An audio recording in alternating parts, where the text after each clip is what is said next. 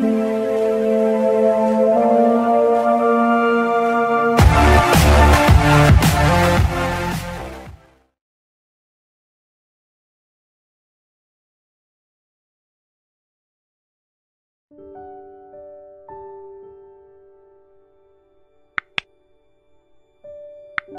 datang di channel ini dan selamat hari Minggu.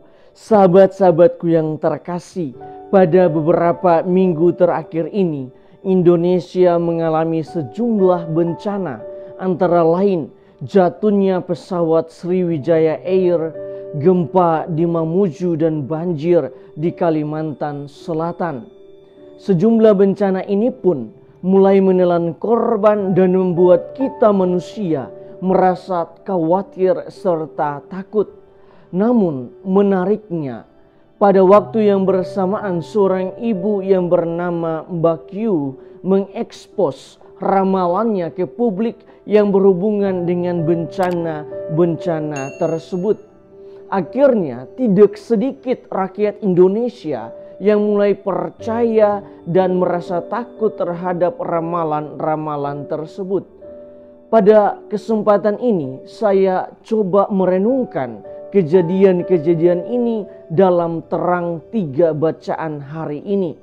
Oleh karena itu, pertanyaan sederhana yang akan kita renungkan bersama-sama ialah, sebagai orang beriman, bagaimana sikap yang tepat untuk menanggapi ramalan dan bencana-bencana yang ada. Bacaan pertama hari ini mengajak kita semua untuk meneladani Samuel. Pengenalannya terhadap Allah membuat ia mampu dengan tegas mengatakan, "Bersabdalah ya Tuhan, hamba-Mu mendengarkan." Ketika kita mulai mengenal Allah, itu berarti tanda bahwa kita mulai beriman kepadanya. Dan pengenalan akan Allah itu harus disertai dengan sikap mendengarkan Allah secara terus-menerus. Caranya ialah tinggal bersama-sama dengan Tuhan. Di dalam bacaan Injil, kedua murid Yohanes Pembaptis, yaitu Andreas dan Rasul Yohanes, memberikan contoh yang baik kepada kita semua, yaitu kerinduan untuk mengikuti Yesus atau beriman kepada Yesus harus disertai dengan tindakan tinggal bersama-sama dengan Yesus. Sebab dengan tinggal bersama-sama dengan Yesus, kita memiliki banyak waktu untuk mendengarkannya. Bahkan kita bisa menjadi satu dengannya.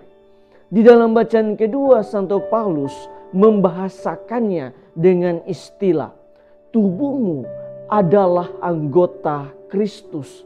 Artinya, semakin kita tinggal bersama dengan Kristus, maka pada saat yang sama kita adalah bagian dari tubuh Kristus.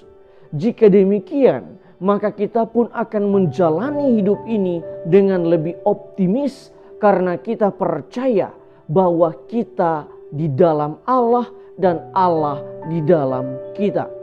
Sahabat-sahabatku yang terkasih, berdasarkan bacaan-bacaan hari ini, marilah kita merenungkan remah-remah permenungan berikut ini. Pertama, ketika kita tinggal di dalam Allah, kita akan senantiasa merasakan bahwa Allah senantiasa ada untuk kita. Dengan demikian, semestinya sebagai orang beriman kita tidak perlu takut dan khawatir dengan ramalan-ramalan manusia yang justru hanya menambah rasa khawatir dan cemas di dalam hidup ini. Ingatlah bahwa kita memiliki Tuhan yang jauh lebih besar dari segala sesuatu yang ada di dunia ini. Oleh karena itu, tinggallah di dalam Dia, maka kita akan memperoleh kedamaian dan ketentraman. Kedua, Jika kita terlanjur khawatir dan takut karena berbagai penderitaan yang kita alami, percayalah bahwa Tuhan yang kita imani adalah Allah yang senantiasa peduli terhadap semua kekhawatiran kita. Ia akan senantiasa menyapa kita sebagaimana Ia menyapa Samuel di dalam bacaan pertama. Oleh karena itu saya hendak berseru seperti Santo Petrus untuk Anda semua. Serahkanlah segala kekhawatiranmu kepadanya, sebab Ia yang memelihara kamu.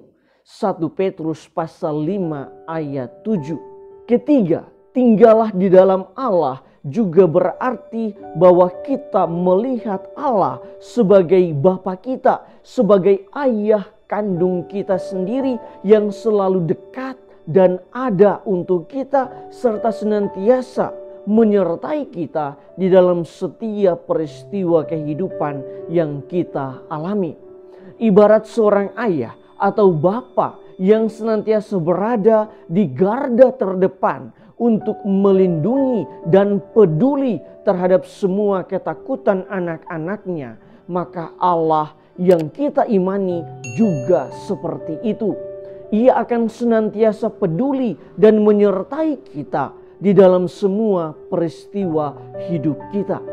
Oleh karena itu, janganlah kita percaya pada ramalan-ramalan yang dibuat oleh para peramal, tetapi tetaplah percaya pada penyelenggaraan ilahi dari Allah Bapa yang kita imani. Tuhan memberkati kita semua.